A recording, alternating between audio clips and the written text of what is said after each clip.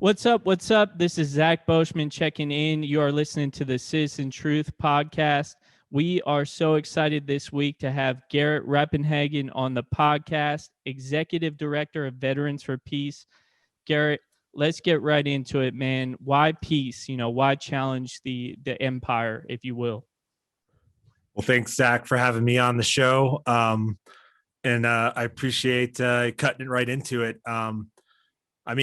I served in the U.S. military as a sniper in the U.S. Army, and through that experience, it was a transformative, awakening experience.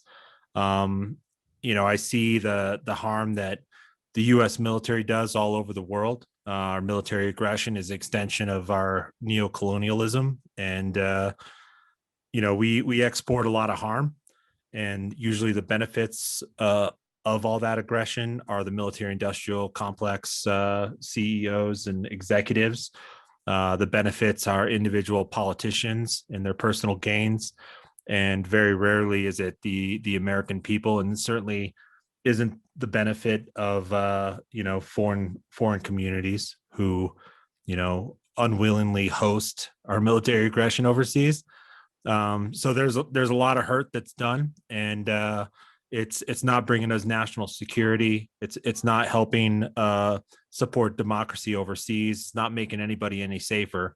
So I started really turning against the mission that I was in Iraq, and then more and more realized that all these conflicts were interconnected, and a lot of the myths that were sold as the American people are just lies. And the push for nationalism and the pseudo patriotism that seems to be the Kool-Aid that they're trying to sell most folks to support foreign wars is really just hurting us all.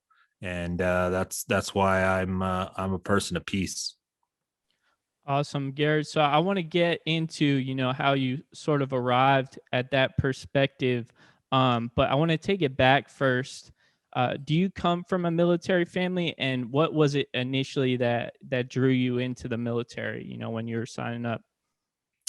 Yeah. Both my grandfathers were first generation Americans from European immigrants, and they served during World War II. One was a Marine, and one was a communications officer on a destroyer in the Pacific. And my father joined the military in lieu of Vietnam. He enlisted. Two of his friends were drafted and served in the Marine Corps infantry, and he wanted to avoid the fate of the U.S. infantry, and decided to enlist because he didn't have plans to really or a pathway into college. So he enlisted, served as a Army engineer, and I grew up in the military. Basically, my father, and our family moved about 8 different times before the age of 13, and my father retired from the U.S. Army after over 20 years of service. And the year he retired, I was a freshman in high school. He died of Agent Orange related cancer. So not a super like the tradition of military service. My family really wasn't a massive component on why I joined. I was actually kind of trying to avoid military service, really, because I grew up on military bases. I saw the garrison life of a soldier, from traveling around. It wasn't a high motivation of mine. But when my father died, he was the authoritarian figure in my life, and I ran out to find sex, drugs, and rock and roll as a high school student. And I was dumb enough to find it, and basically it led me to dropping out of high school and trying to make it on my own, basically. And finally, I had enough of sleeping in my car before working one of my 4 jobs, and I joined up 1 month before September 11th. Wow, that's wild. So what were you thinking, when September 11th happened? Yeah, it was a little bit of an oh shit moment. I was not truth be told, I was not super hyped to go anywhere and kill the enemies of the United States right away. I thought there was still a lot of confusion around who did it and why. Of course, I'm barely in my 20s, and I didn't know a lot of the world. Certainly wasn't well educated. I was a high school dropout, so um, yeah, I was I probably would have reconsidered joining, but I had kind of set my path in motion, and I committed to joining, so I went off and I did it. So yeah, I took basic training real seriously. I'll tell you that much. Our drill sergeants drove it into our skulls that we were going to go to Afghanistan and die immediately. And so I tried to take every lesson I could from one site unit training, where I learned to be a cavalry scout at Fort Knox, Kentucky. And Later, as more and more came out, I guess, about September 11th and what occurred there. It was, I don't know. I mean, it was just one more lie, that Yeah. that seemed to be kept on building, especially as we led up to go to Iraq. And I found myself doing sniper missions, over 180 sniper missions in Iraq, while I So was there the night. was What's that that? where you were deployed first to Iraq? Yeah, I mean, I did my home duty station was in Vilseck, Germany. So a lot of my friends who I went to basic with ended up in different units that deployed right away to Afghanistan, and instead I was sent to a unit in Vilseck, Germany, with the First Infantry Division, the Big Red One. And I mean, I was going to different European towns on 4-day weekends, and for me the war was like far away and inconceivable. We were doing a lot of training. We were going to Czech and to Hohenfels and to all these massive training areas, doing a lot of training. And then we got called up to go to Kosovo. So instead of going to war, I went to a peacekeeping mission in Kosovo. It was a UN ran peacekeeping mission. So what was that like? Your experience in Kosovo? It was pretty positive. I felt like we were doing the right thing. I really didn't enjoy the garrison lifestyle of the military. I didn't like being on base in Vilsec. I loved being in Europe, but just training and cleaning your rifle all the time was starting to get a little old. So Yeah. it was nice to go on a deployment and use all these skills that I was training for, and I did some cool stuff. I helped remove landmines from the church that Mother Teresa was baptized in. We got a lot of weapons and stuff off the streets. I guarded a wedding. There was a Kosovar Serb and a Kosovar Albanian that wanted to get married in their backyard. And there are factions of their family that would stop it with violence, and they wanted to blow it up or kill someone. And through U.S. military protection, they were able to get married in their backyard. I found some mass graves from ethnic cleansing where some Roma were executed by Serbians when they ran through the country. And I saved 3 kids from being human trafficked out of the country that were tied up to muleback and being led through the Macedonia mountains to be trafficked. So I was kind of proud of what I was doing. I really devoted myself to the craft of being a soldier. And by the time I left, on paper, I looked like the perfect soldier, because I was really, I started actually considering, doing a career military sort of thing. So that's when I was selected to sniper school. Okay, so you go to sniper school, and then you ended up becoming a sniper in Iraq. Yeah, I did a 3-week sniper school called International Interdiction Course. It's called a Category Level 2 sniper course. So I didn't go off to back to the States and go through the regular sniper school most infantry go through. It was kind of like the Army just popped up all these temporary schools because they knew they needed sniper assets in Iraq, especially after having so many casualties by sniper fire. So we realized that we needed our own snipers. So yeah, I went to this school, this 3-week school, got certified, and when we deployed to Iraq, I was put into a 7-person sniper asset team that was guided by brigade military intelligence, mostly to reduce IEDs in our sector, roadside bombs that were being planted, and reduce the amount of rocket and mortar attacks that were hitting our bases. So we were being sent out there either roadside to stop IEDs from being planted and try to catch them in the act, or out to these fields where the rocket and mortar enemy rocket and mortar teams would go out to the same locations, because they were fairly inaccurate. So they knew if they go to the same place and adjust fire, the next time they have a better chance of hitting. So we would cross triangulate where those places were, and then we would deploy out there and sit out in the bushes for a few days, hoping that we caught the mortar and rocket teams. So yeah, that's what I was doing in Iraq. So what was that experience like in Iraq?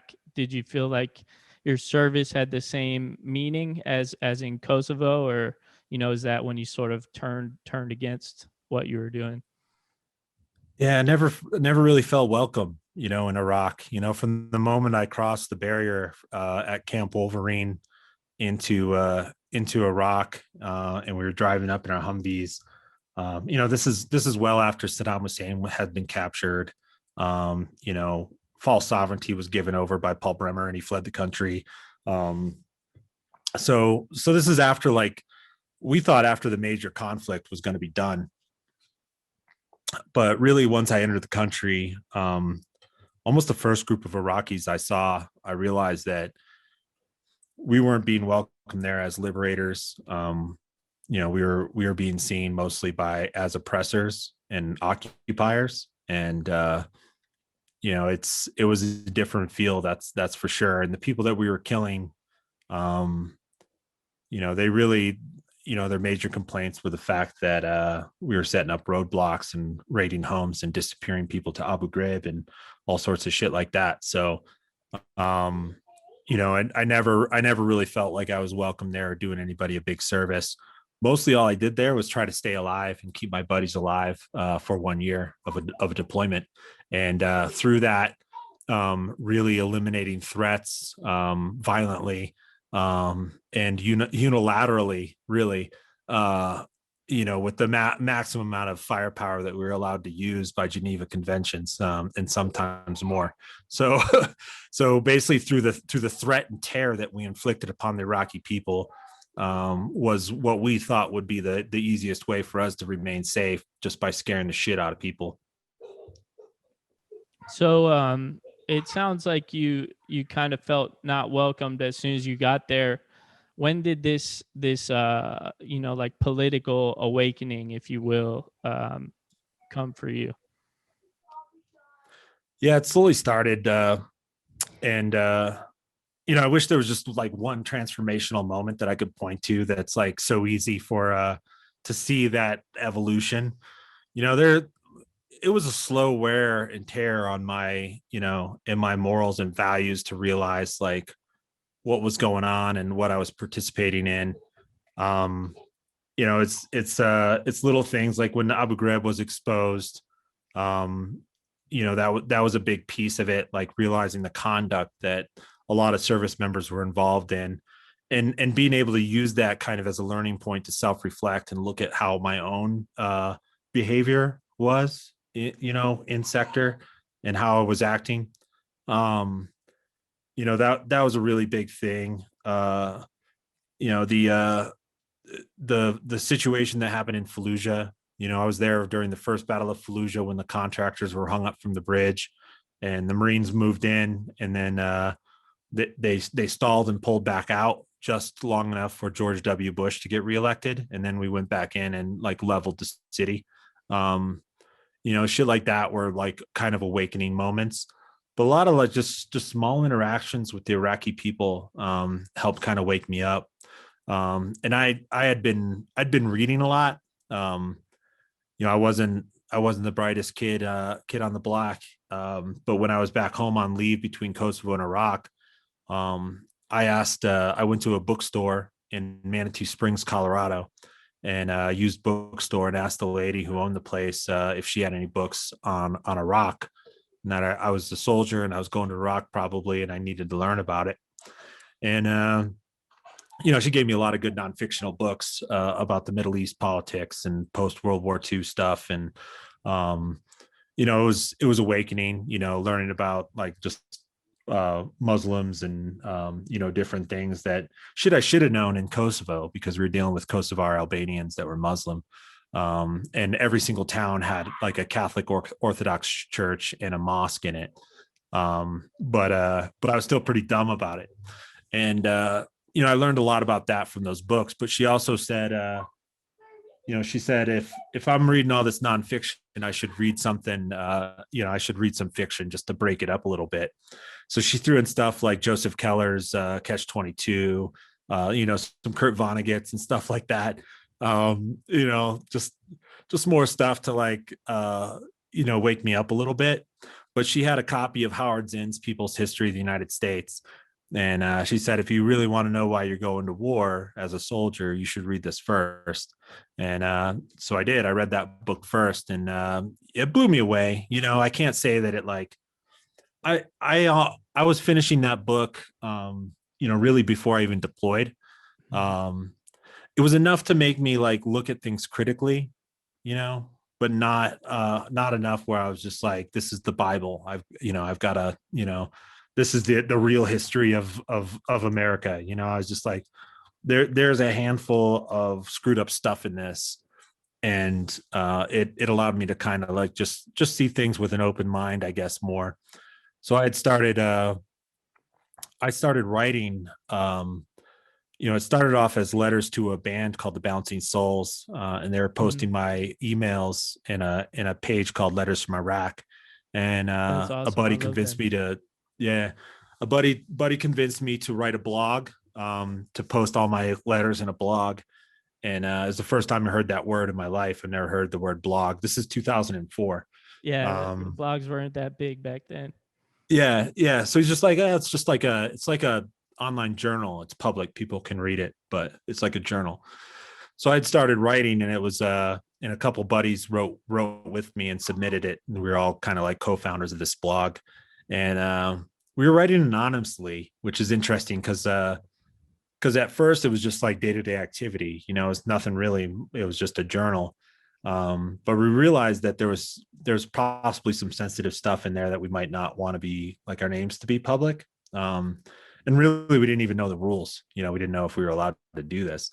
So we were all writing with handles, and I think I started writing as Soldier X, and later my name changed to Heretic. And you could see like an evolution through my writing of like, this is just day-to-day activity without really much opinion. And then more and more throughout the year, you could see, like this person's developing some opinions, and like they are definitely like anti-mission and like pretty not happy about the current situation and a lot of things that are going on, all the way from like the causes of going to war, the conduct of sometimes myself and a fellow service members, and like the consequences of that conflict. And it got picked up more and more by the anti-war network in America. Randy Rhodes was reading it on Air America. Whenever I made a post, she would read it. Another post from Soldier X, and she'd read my thing. And so more and more people started reading it and writing me. And then I got busted for it. The command came down on me. They, writing about such real intimate details of some of the stuff that was happening, it wasn't too hard to figure out. This is a sniper, and we only have so many sniper assets in this sectored area. And it seems like it's coming from probably this base. So that narrows it down to like 7 people. So it's pretty easy to find me. And I had to stand before the man in front of my commander and get questioned. And they told me to stop writing. And, there was going to be an investigation, military intelligence, and, was going to kind of investigate me for espionage, breaking operational security, treason. And I kept writing secretly. I would write on a laptop, put it on a thumb drive, and have my buddies, because I was banned from the computer lab.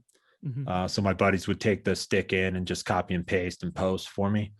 So then they cut me from my sniper missions. They cut me from the missions, and for the last 3 months in Iraq, I was doing gate guard duty and perimeter guard, and I got pulled from the sniper team completely. So yeah, eventually I got back to Vilseck, Germany. I was under stop loss, so I served 10 months over my enlistment date was up, and the rule is when you get back to your home duty station off deployment, you're frozen for 3 months, and then everybody who's stop lost is allowed to separate from the military. So I was held out longer than that. So almost 50% of my unit was under stop loss at the time, and they all left the unit and got out. And I had to stick around and serve longer until the investigation was over. But they said that I didn't break operational security and I wasn't a spy, thank God. And I got my honorable discharge, and they changed a bunch of rules about posting publicly. So when you got discharged, at that point, were you like, peace is the answer, I need to get involved with Veterans for Peace, or was it a little while? Or yeah, it was a while. I was angry, like honestly, like peace was the furthest thing from my mind. I was anti-war. I was anti that war. To be for peace, it took me a while mentally to get there.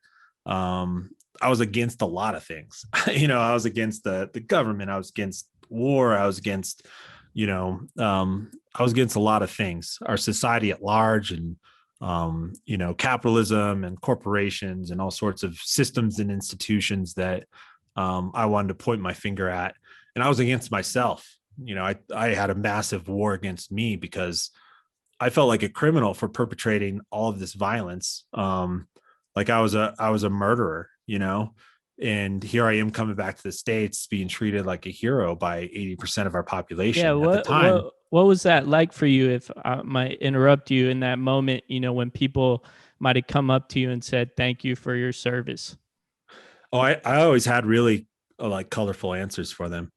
Most of them didn't want to reply. They just wanted to alleviate, that awkwardness, or do their good deed for the day and check the box. I don't know, somebody thanked me for my service. I would, I'd reply for it wasn't that hard to murder those children. You're welcome, or play it off like that. I would not stand at national anthems at sporting events and such. And I had rehearsed in my head, the arguments that I would have with people that were going to confront me. I was looking for that confrontation to have that argument, during the middle of a national anthem at a sporting event, it was, I was in a very bitter spot. It was super self-destructive too. But when I first got home to Colorado Springs, Colorado, which is, I ended up at my mother's house, who lives in the mountains just outside of Colorado Springs. I would go to the airport and steal yellow ribbon magnets off of cars that were parked at the airport, put them in a box, and go down to the city park and sell them back to people for $5 a piece with a cardboard box that said "Support the vets," support the troops, and people would buy them, and I would make $60 and then blow it all on beer at the bar next door, and not even have $1 left over, after at the end of the day. So yeah, it wasn't very healthy. Really, what changed for me for the peace effort, I was invited to Dallas, Fort Worth, Texas for Veterans for Peace. It was having a summer convention, and I was invited down there. It had been maybe a few months after I got home. And I was happy to go. A couple days into the event, I'm approached by this woman, and I'm having lunch, and she says her son was killed in Iraq, and that she was going to go out to Crawford, Texas, and confront George W. Bush while he's on vacation at his Crawford ranch. and ask him why her son is dead. And she said, will you stand by my side? And I was like, I can't replace your son, but yeah, I mean, I can't say no. I'm definitely stand by your side. I've got a couple things to ask that dude anyway. And, we rolled out there with a bunch of people. And we got stopped by the Secret Service and U.S. Marshals, like well before we got anywhere close to even visual range of the ranch. And, we got stopped. And, I asked Cindy, I was like, it's Cindy Sheehan. I don't know if you realize that her son, Casey. Mm-hmm. I asked her like, hey, like we're not going to get any closer really. We could try to bust through, but really we're just going to get arrested slowly but surely as we all try to make it to the ranch. We're certainly not going to confront this dude. So, what do you want to do? And she says, well, I'm not going to leave until I talk to him. And I was like, okay, well, I guess we could sit here. There's only one road out, we could sit here and block it. I'm sure he'll just get helicoptered out eventually, but we could just block this road until we're all arrested. Or she says, that's what I want to do. Let's set up camp. We might be here a while.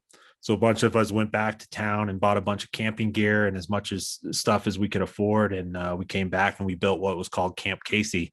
And we staked out that place. The intention was staking out for a real long time. I was new to everything. And I was like, well, I got a plane ride home in 2 days. Like the most I could stay out here is 2 days.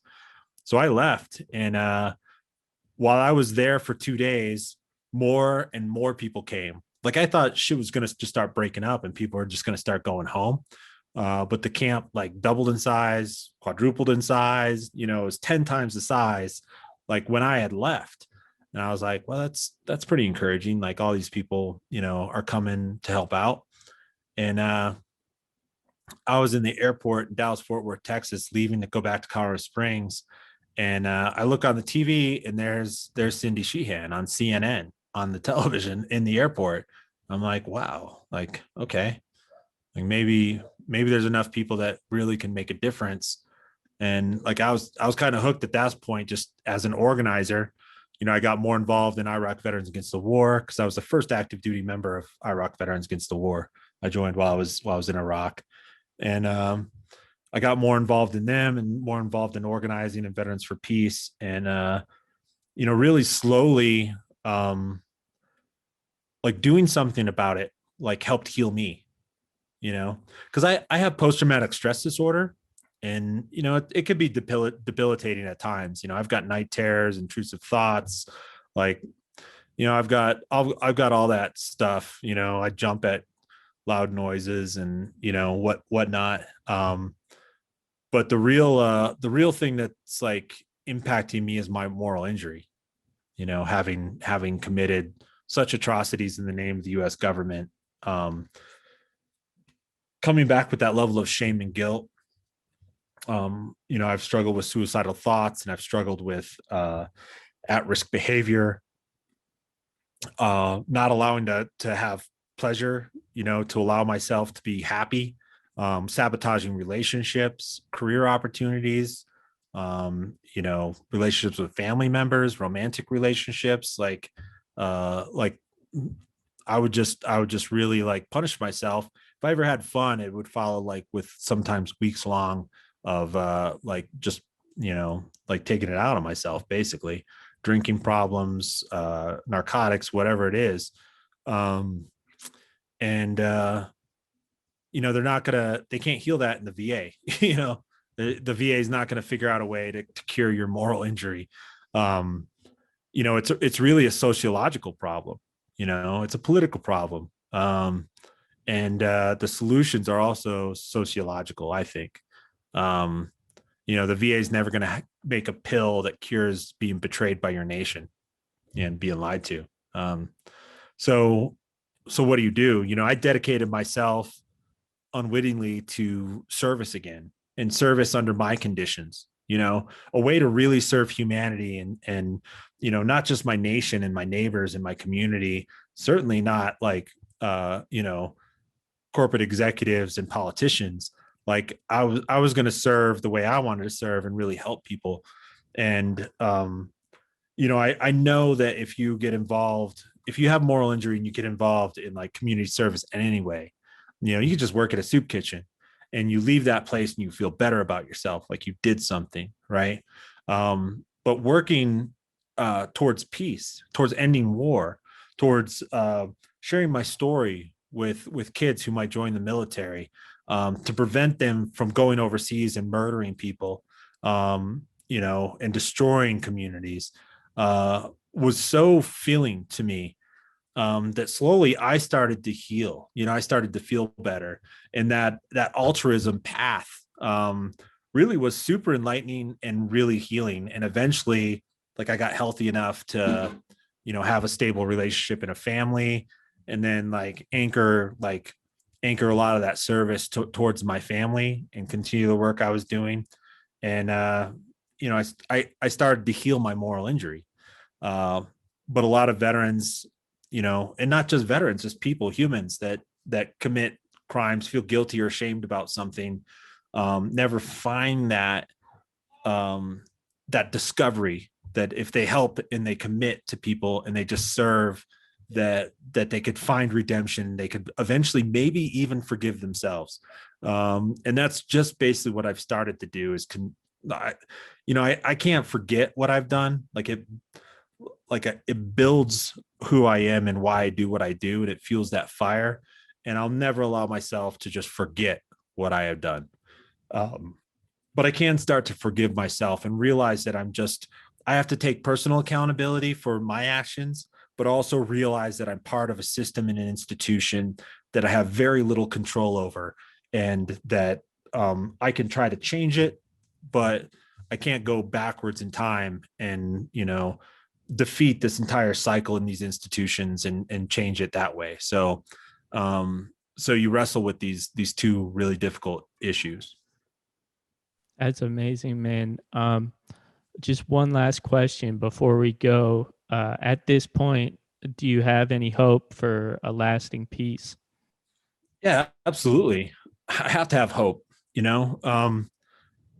it's weird. Like I'm a very cynical person. But at the same time, I do have hope, and you have to, I wouldn't be doing this work if I didn't have hope that I could change even the little things. If I could move the dial even a little bit, it's worth it. If I could save one life, it's worth it. What is it to somebody who's taken so many lives? It's nothing. It's really the least I can do. And do I think I can save one life by my work? Yeah, I'm almost certain that I have already. Right. So that gives me hope. And in the greater scheme of things of finding peace eventually, I think it's possible. There's tons of solutions that we still have to overcome. Working towards peace is not like a one issue thing. It's like, oh, let's not have war. Right. Our war is driven by economic divide, by insecurities, by resource inequality, by religious divide and racism, and different systematic controls that are operating within this world, that are being used as tools to manipulate people and to motivate them to work towards an individual's end and centralized power. These things have to be solved. You're just not going to be able to go and plead to the people in power for peace and there's going to be peace, because if they decide to not have war today, all these systematic issues and these root problems are going to exist, and it's going to create war and conflict. So we have to solve all these things, right? War is not just an international issue with foreign policy. War is here at home. War's in our backyard. We've got peace at home, peace abroad, because we realize that all these issues that we're dealing with today are intersectional, right? They're all connected. And, we got to work on against racism, against white supremacy, against misogyny. We've got to work on against capitalism, against all these modes that we've just become accustomed to in this habitual nature as Americans. We got to fight against all of that, because all of those things are root causes of war. Garett, and this is the best time to do it, for sure, right? I think COVID-19 in a lot of ways have broken a lot of paradigms where people have thought in these boxes. And I think a lot of folks realize that the reach to find public health, universal health care, or just a universal wage, or education and repaying student debt.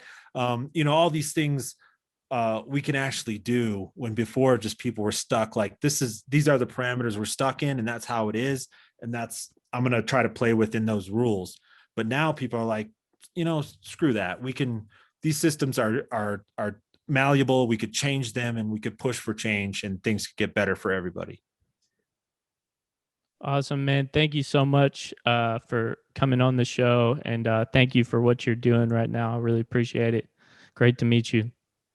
Cheers, Zach. I'm glad you all are doing a podcast now, and I'm happy to be on sometime in the future. I'd love to have you back.